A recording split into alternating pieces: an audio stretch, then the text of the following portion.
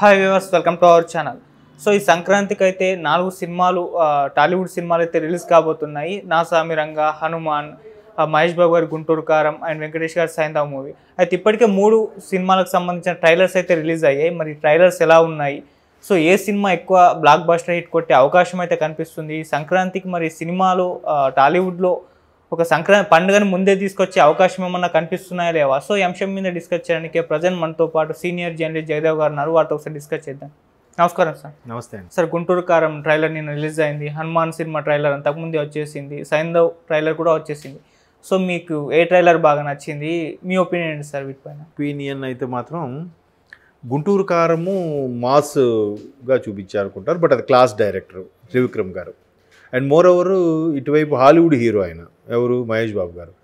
నాకు తెలిసి అంటే నా అభిప్రాయం ప్రకారం ఆయనకి ఎంతగా మసి రాసేసినా కూడా ఆయన సూపర్ స్టార్ హాలీవుడ్ హీరోలాగా ఉంటాడు. ఆయన ఆ గ్లామరు ఆ రేంజ్ అవుతుంది.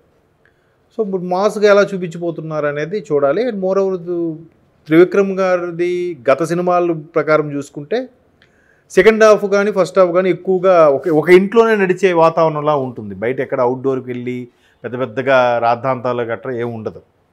సో మరి ఇక్కడ ఎలా ఉండబోతుంది అనేది చూడాలి. అండ్ మోర్ ఓవర్ ప్రస్తుతం కృష్ణా గుంటూరు జిల్లాలకు సంబంధించిన స్టోరీ అన్నట్టుగా వార్తలు ఉన్నాయి. ఓకే, మహేష్ బాబు రేంజ్ గారికి ఆ ట్రైలర్ ఓకే. కాకపోతే సైంధవ్ వెంకటేష్ గారు 30 years ఇండస్ట్రీ, పెద్ద హీరోలో ఒకరు విక్టరీ వెంకటేష్. ఆయన ఏ హీరోయిన్తో చేసినా ఫస్ట్ అతనితో చేస్తే మంచి కెరీర్ బాగుంటుంది, ఏ డైరెక్టర్ కూడా అతనితో ముందు చేస్తే బాగుంటుందని చాలా ఎగ్జాంపుల్స్. అందుకే విక్టరీ వెంకటేష్ అని పేరు. ఇకపోతే వీరెండిటితో పోలిస్తే హనుమాన్ ట్రైలర్ పరంగా వీరెండిటికన్నా దానికి ఎక్కువ నేమ్ వచ్చింది. అవును, అంటే మేబీ ఎట్లా ఉంటుందంటే అలాగని మిగతా బాగోలేదని కాదు నా ఉద్దేశం. ఒక మామూలు హీరో అంటే మళ్ళీ అతను ఫీల్ అవుతారేమో, ఫీల్ అవ్వను కదా నా ఉద్దేశం. వీళ్ళలో ఉన్నంత ఎక్స్పీరియన్స్ లేదు కదా నా ఉద్దేశం. ఇవాళ రేపు చిన్న హీరో పెద్ద హీరో కాదు, చిన్న సినిమా పెద్ద సినిమా ఉందేమో కానీ చిన్న హీరో పెద్ద హీరో కాదు నా ఉద్దేశం. అయితే బట్ ఆ ట్రైలర్ గురించి చాలామంది ఎక్కువగా మాట్లాడుకోవడం విన్నాం. ఏముంది అసలు ట్రైలర్ చూస్తేనే అని. మరోవైపు వార్తలు కూడా ఎలా వినిపిస్తున్నాయంటే సినిమా షూట్ అవుతున్నప్పుడే జీవాలు అనుకుంటా దాని శాటిలైట్ రైట్స్ కానీ ఓటీటీ రైట్స్ దక్కించుకున్నారు. G5 and satellite rights Zee Telugu. But అది సినిమా షూట్ అయిపోయేసరికి ముందు కొంత అమౌంట్ అనుకున్నారు, షూట్ అయిన తర్వాత ఇంకెక్కువ అమౌంట్ ఇచ్చి కొనుక్కునే పరిస్థితి వచ్చిండేది, ముందే కాంప్రమైజ్ అయ్యారు కాబట్టి సరిపోయింది అన్నట్టు కూడా వార్తలు వచ్చాయి. దానికి తోడు షూట్ అయిపోయిన తర్వాత కన్నడ తమిళ రైట్స్ కూడా జీవాలు దక్కించుకున్నారంటే ఆ సినిమా మీద అంత కాన్ఫిడెంట్గా ఉన్నారు. హనుమాన్కి ఎక్స్పెక్టేషన్స్ ఏమీ లేని దగ్గర చిన్న ఇది వచ్చినా కూడా భారీగా ఉంటుంది. అదేదో మన లిరిసిస్ట్ చంద్రబోస్ గారు చెప్పినట్టుగా ఆకులన్నీ రాలించోటే కొత్త చిగురు కనిపిస్తుంది అన్నట్టు. మొత్తం చెట్టంతా వాడిపోయి ఉందనుకోండి, ఒక్క చిన్న చిగురు కనబడినా కూడా ఎలా ఉంటుంది, మధ్యలో చిగురు భలే ఉందరా అన్నట్టు అనిపిస్తుంది. అదే ఎక్కువ హైలైట్ అవుతుంది. అవును, చెట్టంతా పచ్చగా ఉండి మధ్యలో అక్కడ చిగురు వస్తే ఆల్రెడీ పచ్చగా ఉంది కదా, చిగురు అంతగా కనబడదు, హైలైట్ అవ్వదు. అలాగా ఈయన ఇప్పుడిప్పుడే ఇండస్ట్రీకి జాంబిరెడ్డితో సూపర్ హిట్ కొట్టారు. తర్వాత ఓబేబీలు కూడా మంచి క్యారెక్టర్, అది కూడా మంచి హిట్ సినిమా. అట్లా మంచి చూజ్ చేసుకుంటున్న క్యారెక్టర్ టైంలో ఇతనికి ఇది పడడం భలే ఎంచుకుంటున్నాడే, చిన్నపిల్లాడైనా మంచి యంగ్ హీరో అయినా బాగా చేస్తున్నాడే అని ఒక ఇది రావడం ఒక్కసారిగా ఈ రెండు ట్రైల్స్తో పోల్చితే ఈ రెండు బాగాలేవని కాదు, ఒక హైప్ బాగా క్రియేట్ అయింది. సో నేను కూడా చూశాను. ఏంటంటే ఈ రెండు సోషల్ ఎలిమెంట్గా ఉన్నాయి. ఏవి సైంధవ్ కానీ గుంటూరు కారం కానీ. సైంధవ్ సస్పెన్స్ థ్రిల్లర్లా ఉంది కొంచెం, గుంటూరు కారం సోషల్ ఎలిమెంటు, సామాజిక పరిస్థితులు, సొసైటీలో పరిస్థితులు. బట్ ఇది హనుమాను సోషియో ఫాంటసీయా, థ్రిల్లరా, లేదంటే డివోషనల్ సంబంధించిందా అనే ఎంతూజియాజం కలిగిస్తుంది. బట్ ఏదో ఒకటి. ఇప్పుడు పైగా ఇండియా మొత్తం ఎలా ఉందంటే రామనామ ధ్వనులతో మారుమోగుతుంది. ఎందుకు, రేపు 22న అయోధ్యలో రామ విగ్రహం ప్రతిష్టాపన, రామ మందిరం ఓపెనింగు.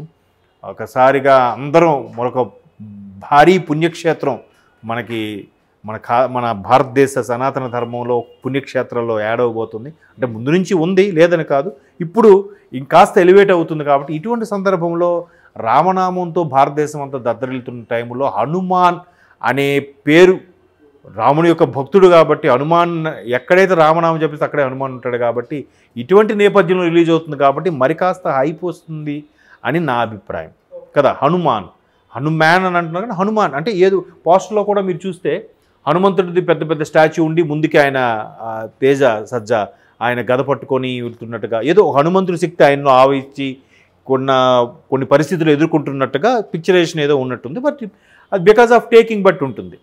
ఇంతకుముందు మనం మాట్లాడుకున్నట్టు ఏదైనా director captain of the ship ఆయన కరెక్ట్గా రన్ చేయగలిగితే ఎలాంటి సినిమా అయినా హైలైట్ అయిపోయే ఛాన్సెస్ ఉన్నాయి. కాబట్టి అది ఇంకొకసారి మరో కార్తికేయ 2 అవబోతుందేమో అని అనిపిస్తుంది నాకు హనుమాన్ చూస్తే. ఎందుకంటే కార్తికేయ 2 కూడా మన సౌత్ కన్నా నార్త్లో ఇంకా బేభత్సమైన కలెక్షన్స్ వచ్చాయి. ఎందుకంటే నార్త్ మీడియా ఎంతగా కార్తికేయన పొగిడిందంటే ఒకనొక సందర్భంలో అసలే స్టోరీలు ఇవన్నీ డిస్కషన్ అన్నీ కూడా మన నార్త్లో జరిగితే అంటే రాముడి గురించి కానీ కృష్ణుడి గురించి కానీ ఇటువంటివి వార్తలు ఏవైనా కూడా ఉత్తర భారతదేశంలో జరిగినా కూడా ఉత్తర భారతదేశంలో ఏ ఒక్క డైరెక్టర్ కూడా స్పృహ రాలేదు. అది ఒక దక్షిణ భారతదేశ దర్శకుడికి వచ్చింది, సూపర్గా ఉంది కార్తికేయ అని చెప్పి నార్త్ మీడియా కూడా బీభత్సంగా ప్రశంసలు కురిపించింది కార్తికేయ 2 మీద. సో ఇప్పుడు హనుమాన్ కూడా అదే కోవకు చెందుతుందేమో అని నాకు అనిపిస్తుంది. మీరు ఖచ్చితంగా ఒక కార్తికేయ 2 అవబోతుందేమో అని నా అభిప్రాయం. సో ఆ పరంగా చూస్తే ఈ 2 పెద్ద హీరోలు కాకుండా హనుమాన్ ఏదైతే ట్రైలర్ ఉందో అది బాగా అనిపించింది. చూద్దాం తెర మీద చూశాక ఆ బాగా అనిపించింది ఇంకా బాగా అనిపించిందా, ఆ ఎక్స్పెక్టేషన్ రీచ్ అయ్యారా లేదా అనేది కూడా మనం చూడాలి. ఇంకో పెద్ద డిసడ్వాంటేజ్ ఏంటంటే మన తెలుగు ప్రేక్షకుల వరకు ఎక్స్పెక్టేషన్స్తో ఎక్కువ ఎక్స్పెక్టేషన్స్తో వెళ్తే అక్కడ దాన్ని రీచ్ అవ్వకపోతే భయం బాగాలేదని అంటారు. అందుకే అంత భారీ ఎక్స్పెక్టేషన్స్తో వెళ్ళొద్దు.